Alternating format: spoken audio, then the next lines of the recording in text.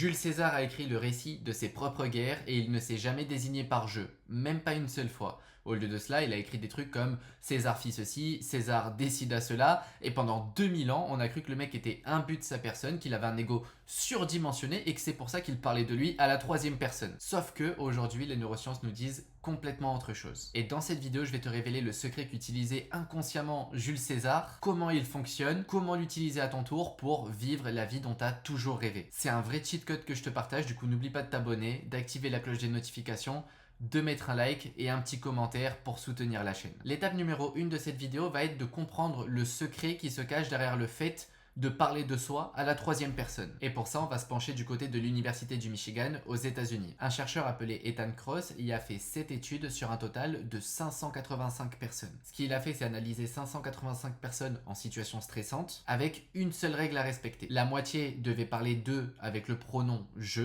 comme quand tu dis j'ai faim, pendant que les autres, eux, devaient parler d'eux-mêmes avec leur prénom. Donc là, par exemple, si j'ai faim, je te dirais pas j'ai faim, mais je te dirais Mehdi a faim. Et au final, les résultats observés étaient bien meilleurs chez les personnes qui utilisaient leur prénom plutôt que ceux qui parlaient de eux avec le pronom je. Ça n'a pas été simplement leur ressenti, ça a été analysé par des juges externes, autrement dit des scientifiques, qui analysaient ces 585 personnes stressées en train d'agir. Mais on s'arrête pas là, parce qu'en 2017, on a eu une autre étude qui, elle, a été menée cette fois-ci avec des IRM. C'est ce qui permet de voir littéralement quelle zone de ton cerveau s'allume et à quel moment. Ici, on a reproduit exactement le même concept, sauf que on a scanné le cerveau pour voir qu'est-ce qui s'y passe concrètement. Et le verdict ici est que les personnes qui parlaient d'eux-mêmes avec leur prénom au lieu d'utiliser le mot je avaient de bien meilleurs résultats et surtout, on a pu s'apercevoir que l'effet apparaissait en une seconde. Autrement dit, pour atteindre ce niveau boosté de toi, ça te demande pas plus d'efforts. Ton cerveau, il consomme pas plus d'énergie. T'as pas besoin d'activer les zones du contrôle de soi. T'as juste à utiliser ton prénom. Pour simplifier le résultat, le cheat code ici, c'est que tu gagnes en contrôle sans payer plus d'efforts. En gros, t'arrives à atteindre un contrôle de toi nettement supérieur à la moyenne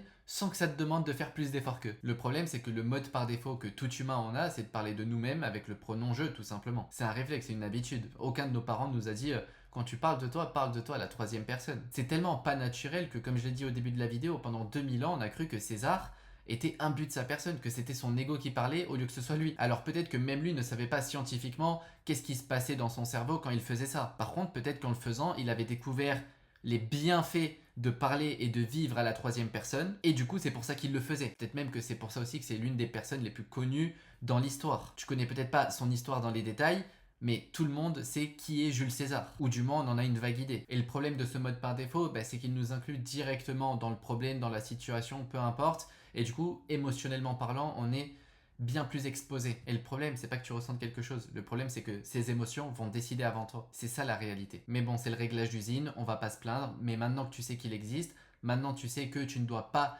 t'impliquer autant émotionnellement dans les actions, dans le quotidien avec le mot je, tu vas devoir maintenant faire le switch, passer de je regarde la vie avec le prisme je à je regarde la vie à la troisième personne. Et là ça devient cool parce que t'as plus l'impression vraiment de vivre une vie d'humain qui subit, t'as l'impression de contrôler un personnage. C'est comme un jeu vidéo. Et ça, c'est cool. Et ce que je te raconte, c'est pas fou, hein. C'est ce que Kobe Bryant a fait avec le Black Mamba, carrément. Si tu connais pas, renseigne-toi. Mais c'est le même putain de principe. Jules César, Kobe Bryant et plein d'autres. Est-ce que tu vas être le prochain? Est-ce que toi aussi, tu vas décider de faire le switch? Quand tu décides de le faire, il y a tout qui change. Tes décisions, tes actions.